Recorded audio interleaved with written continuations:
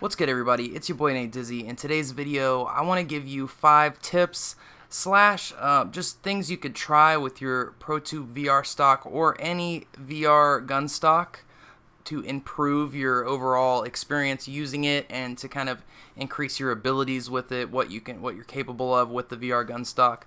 There are some things that just don't work so good with the VR gun stock, and I've found several ways to get around these different things, and I wanted to bring them to you guys. So without further ado, let's jump right in. Okay, so number 1 is to follow the instructions that came with your stock. I was tempted when I first got my stock to set it up how I thought it would work properly, but these things are designed, in particular with the ProTube one, but I'm pretty sure it's probably going to be like this with all of them, to be set up a certain way.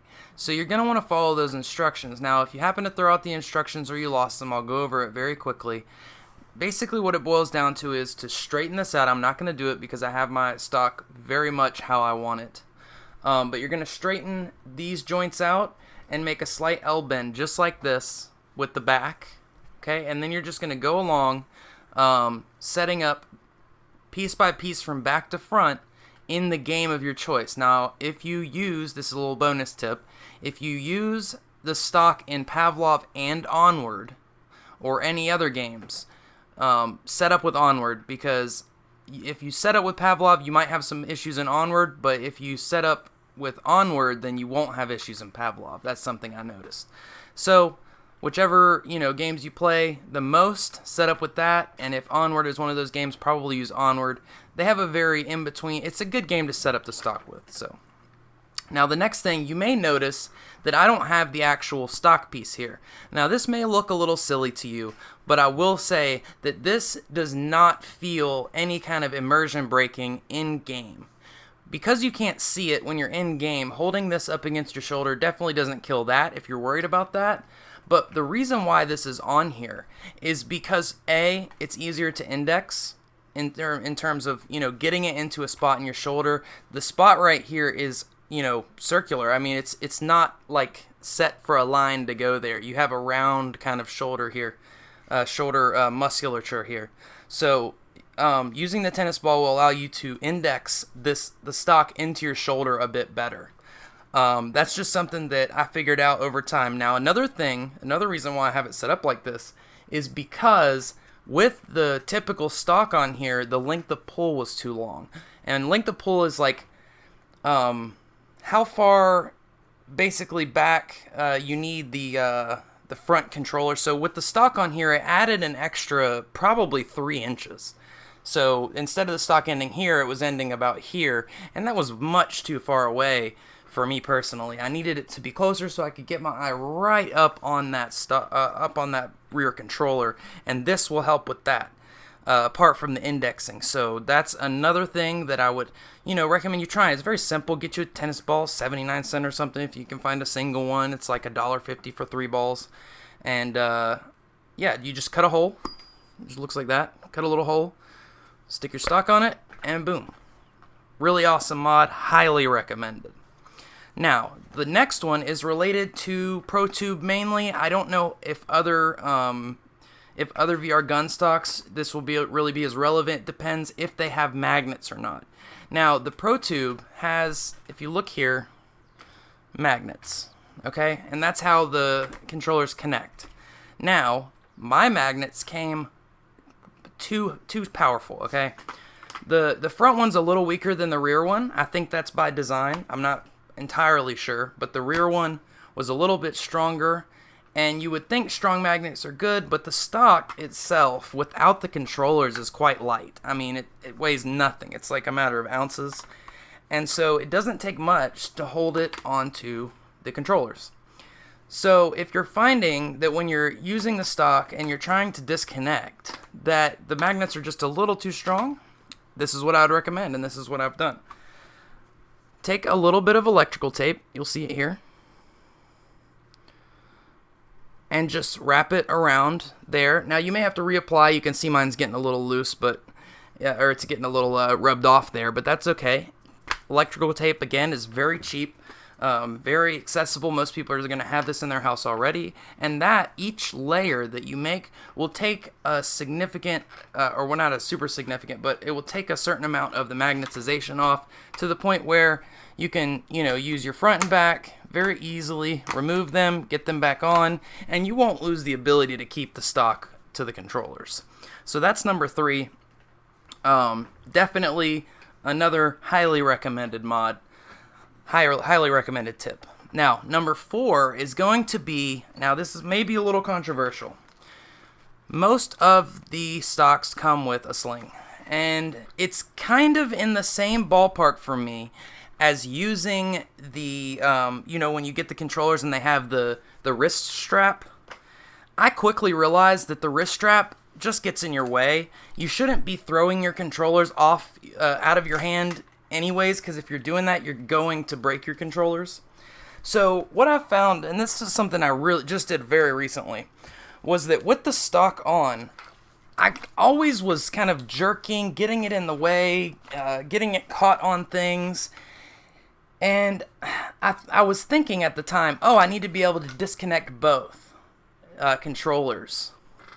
But what I found was, because the stock is so light, if you have enough room for this, you can just always leave it attached to your right hand, and this will almost never get in your way, and it will allow you to do things like throwing grenades, which a lot of time you're doing underhanded in VR, or overhanded from the side, and as long as you don't have stuff close in your environment to get in your way, then you're good to go. So this is another, super recommended for me. Try not to use your sling, because like I said, it gets in the way a lot of the time.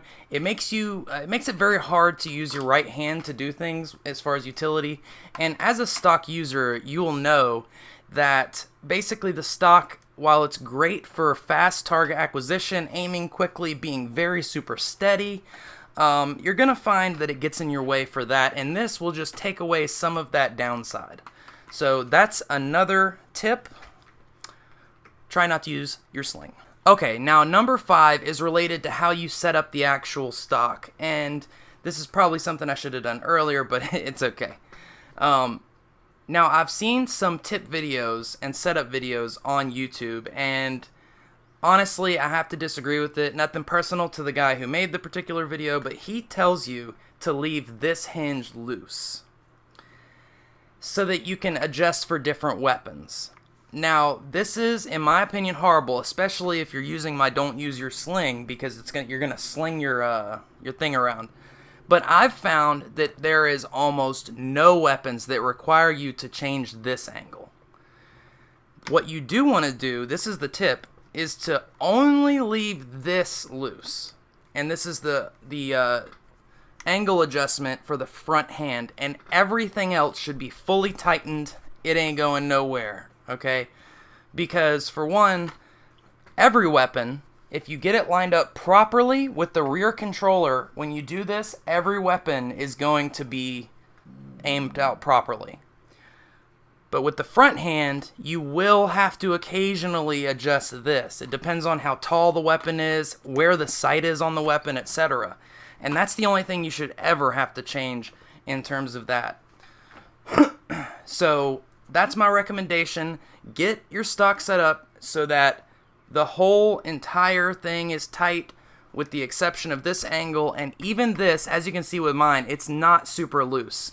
And this is just, this will just aid you in being as stable as you possibly can with your stock. So as I'm making this video, I just thought of another tip, so I'm going to add a 6th tip, another bonus tip, and that is in regards to how you hold the stock in order to regain tracking with, say, the Rift S, which is what I have. So I have the Rift S, and we all know that there's some issues with maintaining tracking if you're having these controllers close to your face. I've basically been playing Onward a lot. I'm on a team, Supernatural. If you're following me, you will have seen that I'm playing League games. We have one today as I'm recording this video. But this is how I found to avoid losing tracking. Now there's a couple of parts to it. If you're trying to hold a steady aim for a while,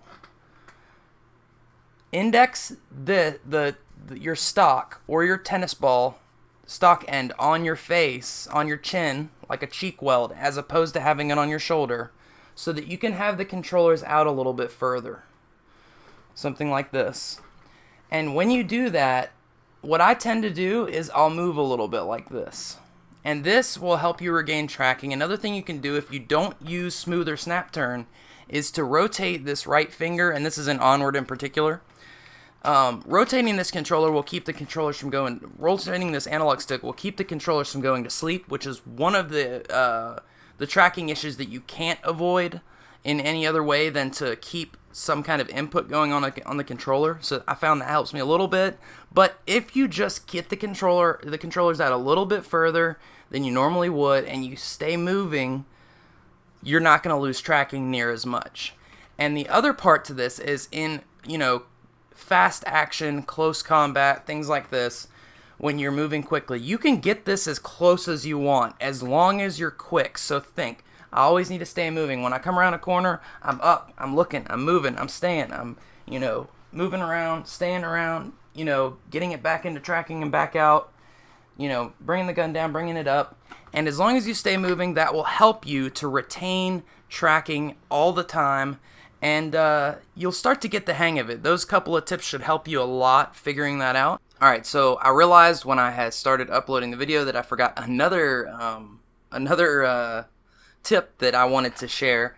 And it's something that's super important too. So I want to go ahead and add this back in. So, when I first got my stock, I had problems with the controllers coming out. And I was like, oh my god, this sucks so bad. So I looked up, couldn't find any kind of solution. And so I just started trying stuff. And what I ended up trying that worked was if you put a piece of electrical tape going down on the inside into this thing, into the cup, and then stick your controller in, it's going to basically add the grip to this to keep it all the way in. If you need to, you can add up to 2 pieces, 3 pieces, maybe more. It just depends on how much more sticky you need it to be. Try one first. One worked for me. And since I did this, my controllers have never come out. I've not had to reinsert them or anything one single time since I did that. So that's the last tip that I wanted to add in before I release this video. So there you go. So hopefully this helped you.